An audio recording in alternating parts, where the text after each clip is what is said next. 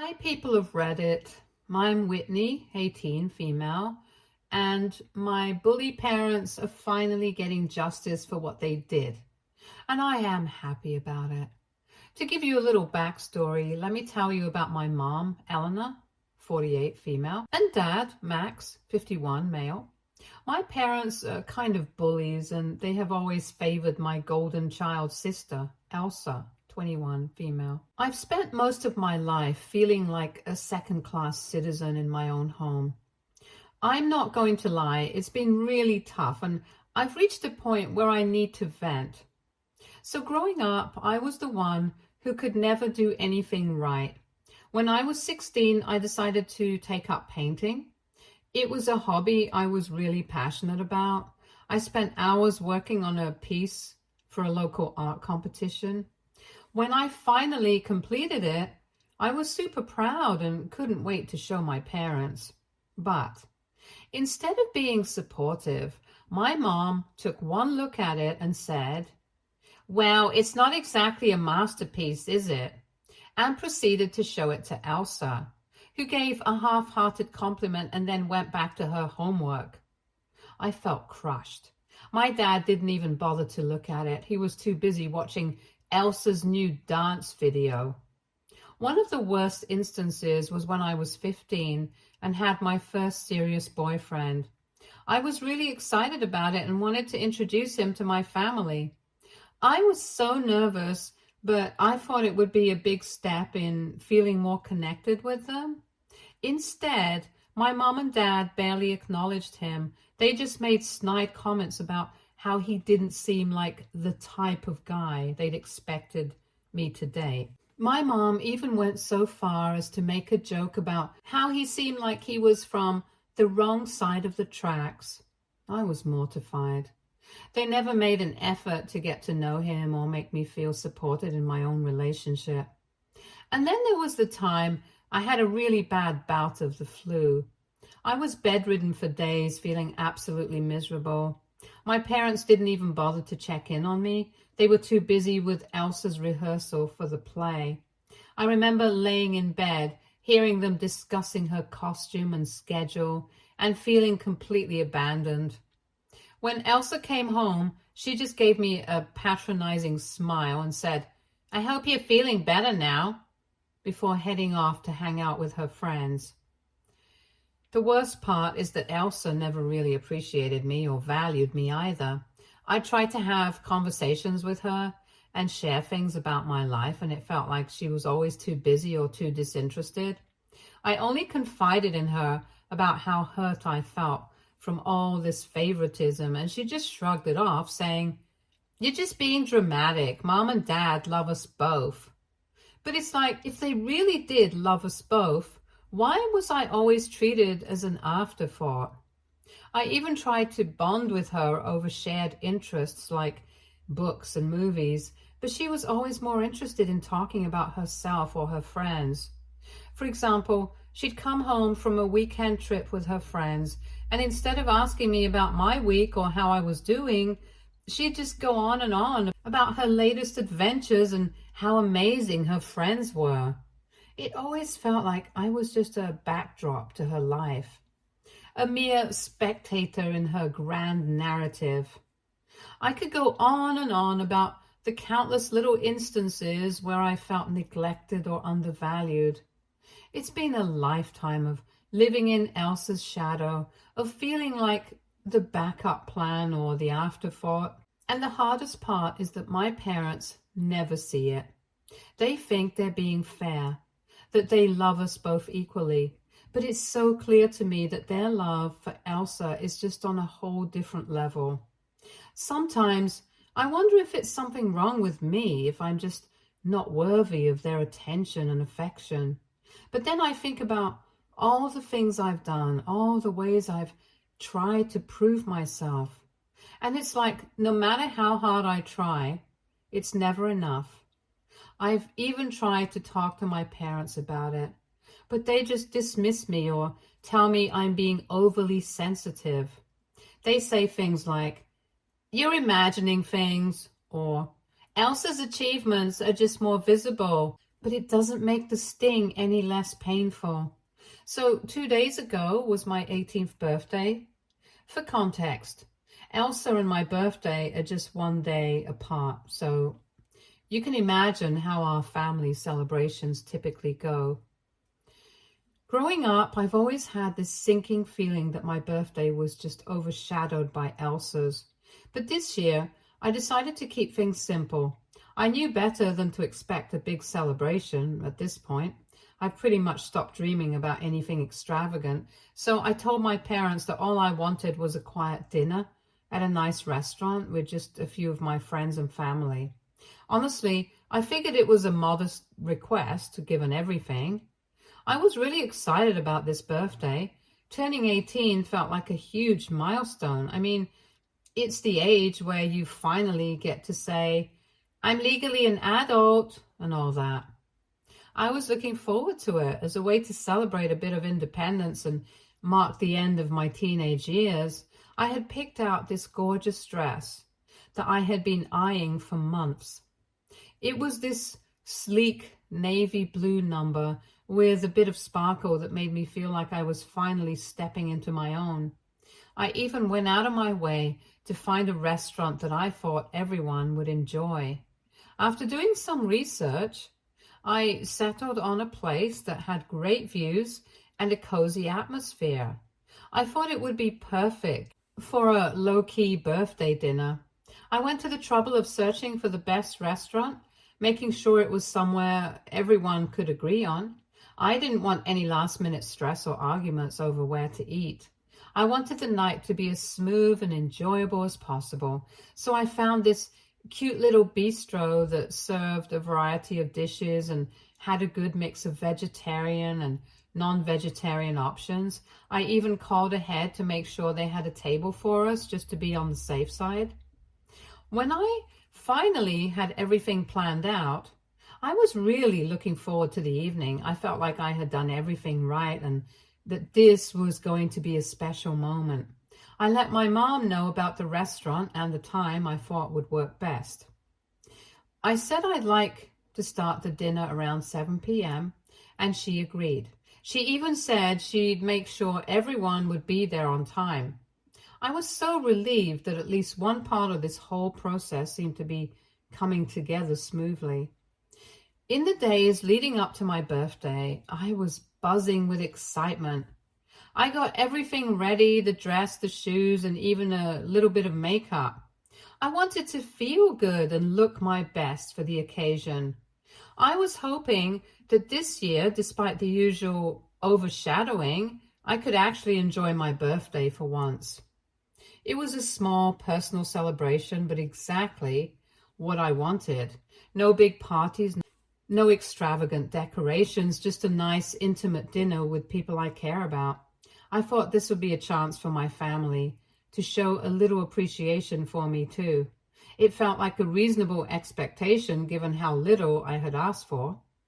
I reached the restaurant at 6:45 and waited outside for 15 minutes because I didn't want to go in early and seem too eager.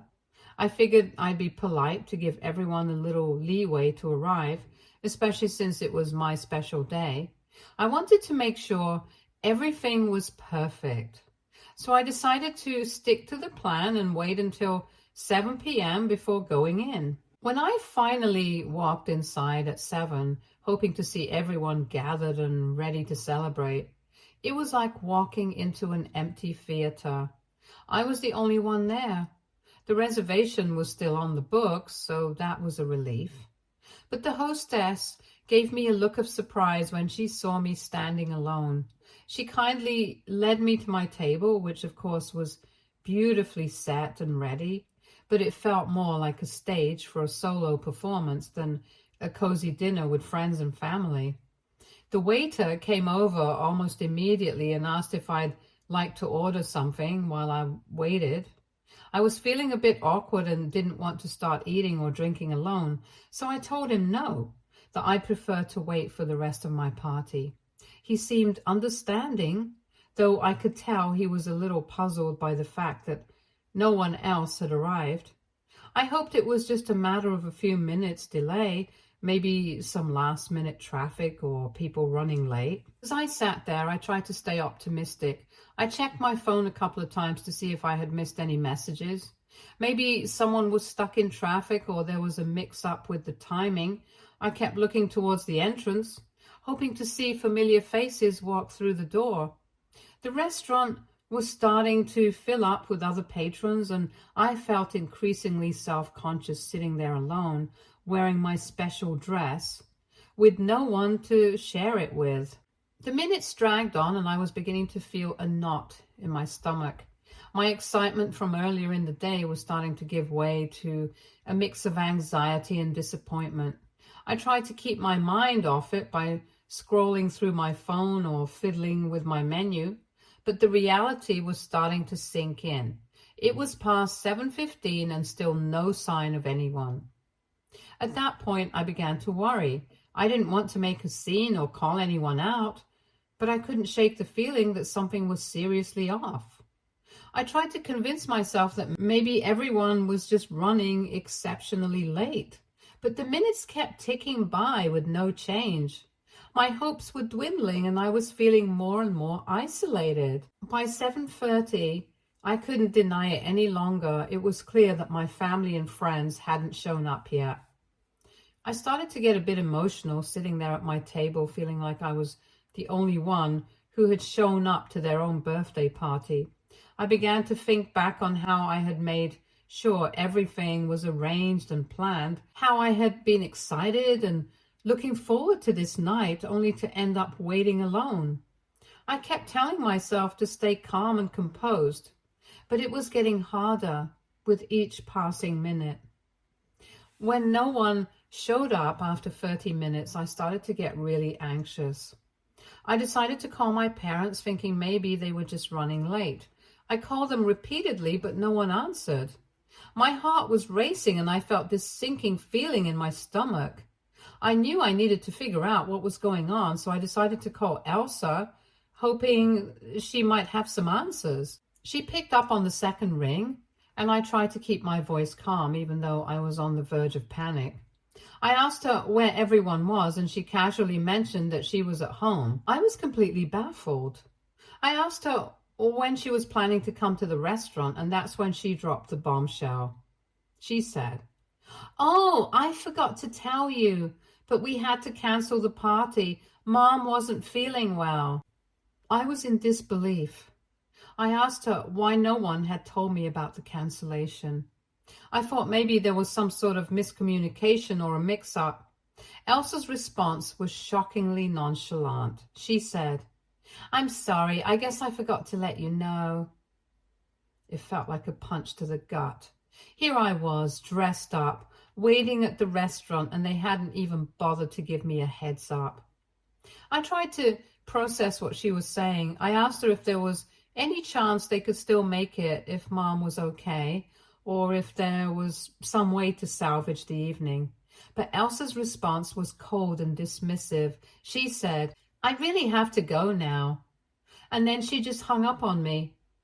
I was left sitting there, stunned and hurt. I tried to keep my composure, but it was really tough. I felt like I had put so much effort into planning this evening and had gotten nothing in return. I looked around the restaurant trying to keep my tears at bay. I could see families and groups of friends enjoying their meals. It made me feel even more isolated. I was sitting there with no one to talk to, no one to celebrate with. The emptiness of the situation was overwhelming. I was sitting there feeling pretty miserable, so I decided to order something to eat.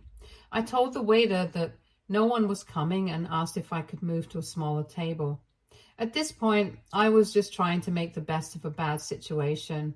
I ordered a simple meal, not really caring much about what I ate, and pulled out my phone to pass the time. As I was scrolling through my feed, trying to distract myself from the growing sadness, I noticed someone walking through the restaurant's entrance. I looked up, and to my shock, it was my grandfather. I hadn't expected him to come, especially since I thought my mom had uninvited everyone. I was genuinely surprised and honestly relieved to see a familiar face. He walked over with a warm smile and said, "Happy birthday." I felt a rush of emotion as he came closer. I stood up and gave him a big hug. It was one of those hugs that you need when everything else feels like it's falling apart. I thanked him for coming, and it felt like a small glimmer of hope in an otherwise bleak evening. He looked around and asked me where everyone else was. Up until that moment, I had been holding back tears, trying to keep it together. But when he asked that simple question, it was like a dam breaking open. I couldn't hold it in any longer. I started crying right there in the middle of the restaurant. My face flushed and I could feel the tears streaming down. I took a deep breath and tried to explain what had happened. Between sobs, I told him about how I had arrived early, how no one had shown up, and how Elsa had called to tell me that the party was canceled because Mom wasn't feeling well. I told him how I had been sitting there alone, feeling completely abandoned and forgotten on what was supposed to be my special day. My grandfather listened patiently, and I could see concern in his eyes. He put a comforting hand on my shoulder and told me he was so sorry. He said he didn't know about the cancellation and that he had come as soon as he could. It was clear he felt bad about the situation, and his presence was a much-needed comfort. We chatted as we waited for my food to arrive.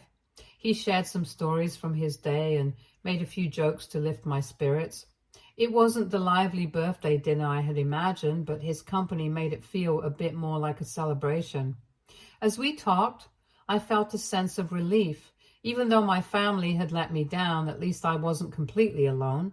When the food finally arrived, it was hard to fully enjoy it. The earlier events had left me a bitter taste, and I found myself picking up my plate more out of habit than hunger. My grandfather, ever the trooper, made sure to keep the conversation light and engaging. He kept me company and made the best of the situation. My grandfather drove me home, and I was still feeling pretty raw from the evening. When we arrived, I just wanted to crawl into my room and shut out the world. I didn't say anything to my parents. I just went straight to my room and closed the door behind me. I was hoping for some peace and quiet after the emotional roller coaster of the night. A few minutes later, though, I was jolted from my thoughts by the sounds of screaming coming from the living room. I was a bit startled and worried, so I decided to go downstairs to see what was going on. As I made my way down the stairs, the shouting got louder and more intense, and when I reached the bottom, I saw my grandfather and my mom in a heated argument. My mom was yelling, asking my grandfather how he could do this to them. Her voice was full of anger and disbelief. I was completely confused. I had no idea what they were fighting about. I stood there trying to make sense of the situation, and it was clear that this was more than just a simple family squabble. From what I could gather, the argument was about something that had to do with my grandfather's will. Apparently, my grandfather had promised my mom that he would leave her his house in his will, but now he had decided to change his mind. My grandfather was furious, saying that my mom was still the same entitled brat she had been when she lived with him. He was clearly upset and ashamed of how she had treated me, his own granddaughter. In the middle of the shouting match, my grandfather turned to me, took a deep breath and said, "Happy birthday, sweetie," and then headed for the door. It was a strange moment, filled with mixed emotions. I felt a bit of comfort from his kind words, but the chaos that had unfolded was overwhelming. He left without another word, and I was left standing there trying to process everything. Once he was gone, my mom turned to me with an intense look. She demanded to know what I had told him. I was caught off guard by the question, but I tried to stay calm. I simply said, "Nothing, just the truth." It was the truth, after all, about how I had been left alone on my birthday, and how Elsa had casually mentioned that the party was cancelled without informing me properly. My mom's face contorted with anger, but before she could say anything else, I just turned and walked back to my room. I closed the door behind me and leaned against it, feeling a mix of exhaustion and frustration. I had hoped for a quiet end to a difficult day, but it seemed like the night was far from over. Eventually, I lay down on my bed, trying to calm my racing thoughts. I felt emotionally drained and wished I could just fast forward through the rest of the night. The arguing had left me feeling even more isolated, and I couldn't shake the sense that I was caught in the middle of something much larger than myself. The evening had not gone at all as I had planned, and I was left wondering if things would ever change, or if this was just how things would always be. As I closed my eyes, I hoped for some semblance of peace and a better start to the next day. When I woke up the next day, I felt like I was in a completely different world. The entire atmosphere in the house was icy and uncomfortable. My family was treating me with this cold distance that made me feel like I was invisible. It was a stark contrast to the usual chaos and warmth of family interactions. I walked downstairs and immediately noticed that things were already set up for Elsa's birthday. It was like a complete switch had been flipped overnight. My mom was bustling around the kitchen, clearly feeling better, and she was cooking up a storm. The house was filled with the smells of what I could only guess were preparations for a big birthday celebration. I felt a pang of sadness and frustration as I realized how different things were from the night before. I tried to keep my emotions in check, but it was really hard to see the celebration for Elsa being planned so meticulously, while my own birthday had been so disregarded. I was still feeling the sting of being abandoned and hurt by the lack of consideration from my family. I couldn't just sit there and watch them prepare for Elsa's party when it felt like they had completely ignored my feelings and my birthday. So I decided to leave. I packed a few things and went over to my best friend's house for the night. I needed a break from the tension and the cold atmosphere at home. I needed somewhere to go where I felt welcomed and understood. My best friend's place was a sanctuary where I knew I could at least feel a little bit of normalcy and comfort. It was an impromptu decision, but it felt like the right one at that moment. The weird part was that even after I left, my mom didn't even bother to call me. There was no text, no call asking me to come back for Elsa's birthday. It was like my absence didn't matter to them at all. That was a huge blow to my already bruised feelings. It made me wonder if they really didn't want me there, or if they just didn't care enough to make an effort to reach out. So now I'm sitting here at my best friend's house, writing this post, trying to make sense of everything that's happened. I'm feeling a mix of anger and sadness. That's been hard to shake off. It's frustrating to feel so disregarded by the people who are supposed to be closest to me. I'm trying to figure out how to deal with these emotions and how to move forward. I'm reaching out because I need advice. How do I cope with feeling this way? How do I stop being so angry and sad about what's happened? I want to find a way to heal from this and not let it consume me. Any advice or words of encouragement would really mean a lot right now. Thanks for listening to my story. Update 1. Hi everyone, I've got quite the update for you. I've been kicked out of my house. Yeah, it sounds as dramatic as it feels. It's only a few weeks until I'm supposed to head off to college, but apparently my parents couldn't wait that long. The craziest part? It all started over me not doing the dishes. So here's how it went down. I hadn't gotten around to doing the dishes one night and my mom completely lost it. She started railing at me about how ungrateful and entitled I am, how I never help around the house and all that jazz. It felt like she was blowing it way out of proportion. I tried to explain that I had been really busy with preparations for college and it was just one night, but instead of calming down, she just got angrier. Well, I lost my patience too. I snapped back and told her exactly how I felt about the way they've treated me over the years, how I've always been the one overlooked, how my birthday was just another example of their disregard. I aired out everything I'd been bottling up for years, and once it was out, I couldn't hold back. I told her about the emotional distance, the favoritism towards Elsa, and how hurt I felt about everything. As you can imagine, that didn't go over well. Things got really heated and my mom's face turned bright red, and she screamed at me to get out. I was stunned but not surprised. I'd seen this coming for a while now, though I didn't expect it to be triggered by something as mundane as the dishes. I didn't wait around for any more drama. I grabbed a bag, threw in a few essentials, and just left. I didn't even bother with a big goodbye or explanation. I was too upset and needed to get out of there before things got even worse. I told my mom I'd come back for my stuff when I was heading to college, but for now, I needed to be somewhere else.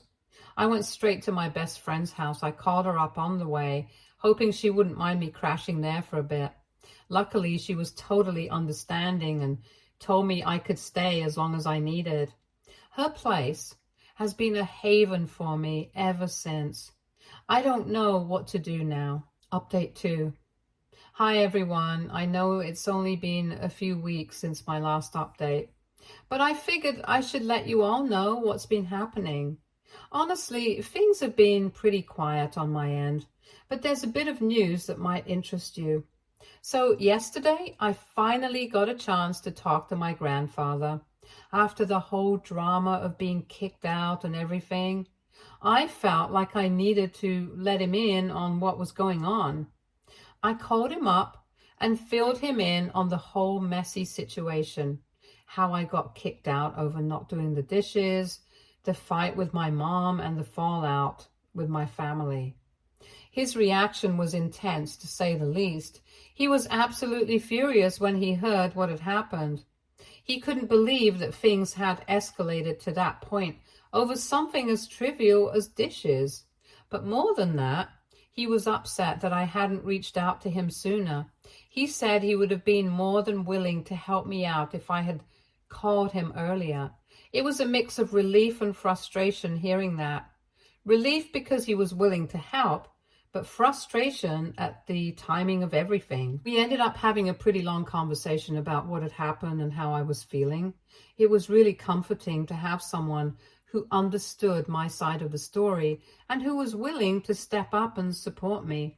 He reassured me that he was on my side and that I shouldn't feel like I had to go through this alone.